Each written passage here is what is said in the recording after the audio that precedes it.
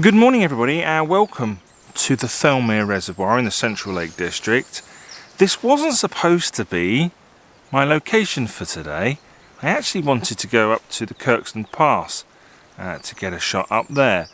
But when I got there it was chucking it down with rain and it was really windy. And so what I decided to do was just carry on driving until I found somewhere that was either a bit more sheltered or where it actually stopped raining. And I eventually found my way here to the Thirlmere Reservoir. One of my favourite locations to shoot actually. I have to try to limit the number of times that I come here a year, otherwise all my shots end up looking the same.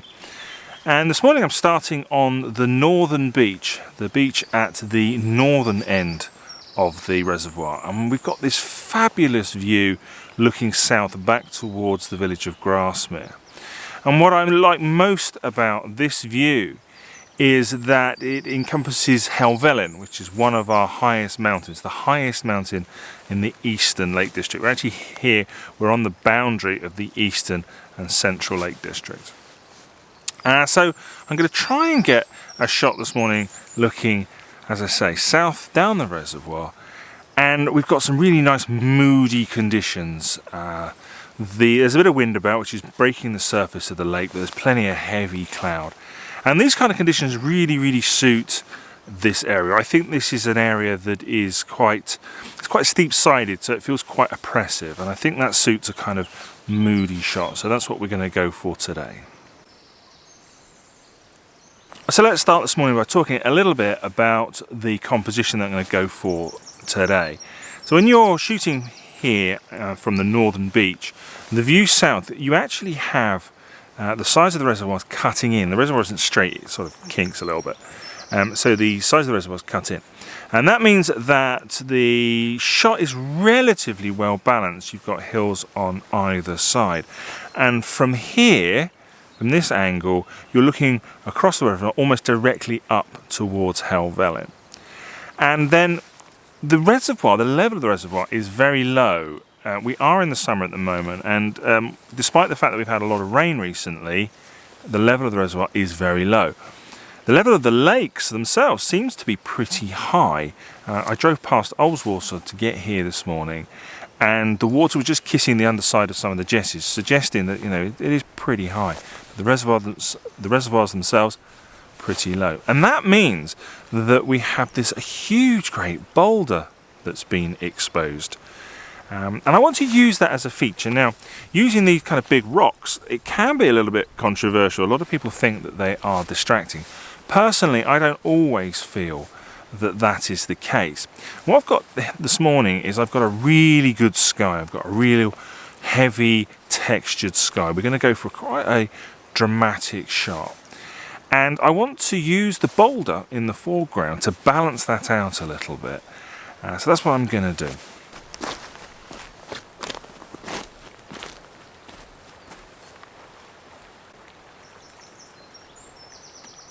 As you can see, I've got the tripod set up really high, and the reason I'm doing that is because I want to create as much separation between the boulder and the edge of the reservoir, and by doing that, by getting it up nice and high, that maximizes the gap between those two. And the composition is very central. The rock is right in the center of the frame, and by doing that, what I can do is I can lead the eye up to Helvellyn in the distance. And I've also got reasonably balanced frames, so the hills on either side are reasonably well balanced as well. Another thing that I should mention is that I have the wide angle lens on and I'm shooting at 16mm, which is very unusual for me. I don't normally shoot that wide. The reason I'm doing that is what I'm trying to do is actually to make the boulder as small in the frame as I possibly can. What I'm hoping to do is by reducing its size, I'm reducing its visual weight, and therefore I'm reducing the chance that it's going to be overpowering and distract from the view in the distance. I think I'm about ready to take the shot now, but I think what I want to do is I want to put a grad on. I want to darken the sky and balance the exposure out. Now I'm a little bit unprepared this morning, And I've come out without a couple of things. The first thing is I haven't come out with my midgie spray, and I'm getting bitten. Horrible little things. And the other thing I've forgotten is a lens cloth. And there is quite a lot of moisture in the atmosphere, so I'm delaying putting those filters on in case we get a little bit of a downpour, because I'm not going to be able to clean them off. But I think now's the time to bite the bullet, pop the filters on, and go ahead and take the shot.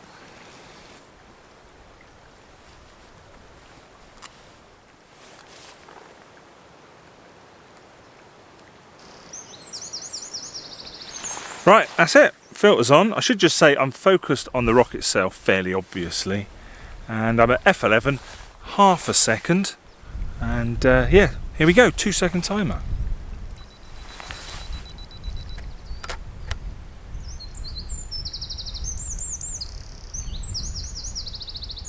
While I'm here, I am going to grab a portrait orientation shot as well. I think this will work well in both landscape orientation and portrait. It's always useful to have both. Generally, I only show the landscape orientation shots on YouTube, 16:9 ratio, but I will put a portrait orientation shot up on Instagram.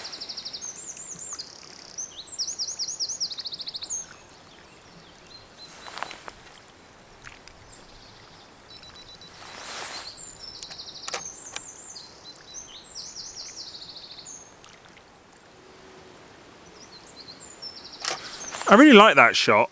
There's a bright part of sky right where Helvellyn is, and that helps to draw the attention to that point as well. The eye will often move to the brightest part of the scene. It's why we put vignettes around the edge of the frame to darken it down, to draw the attention away from the edge of the frame and towards the centre of the image. And now that I've got the camera set up, I thought, well, I might as well have a crack at a long exposure. And because I shoot in manual mode, all I need to do is to slot that filter in and then change my shutter speed. Now my shutter speed is going to be somewhere in the region of 15 to 25 seconds. And that should be enough to create a blur in the water and a bit of blur in the sky. And this might work better as a black and white rather than a colour image.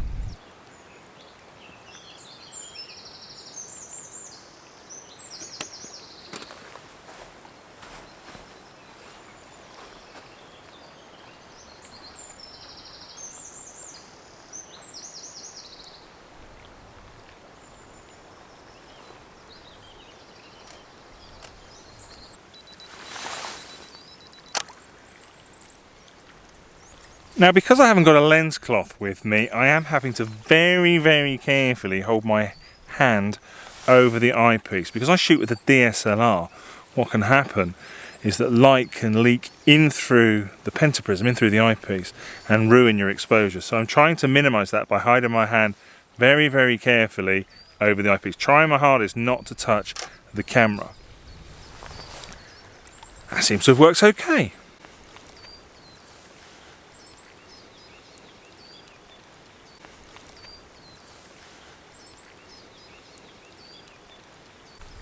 Of course, once you got the portrait orientation shot in the bag, time to put the camera back into landscape orientation and get the same shot.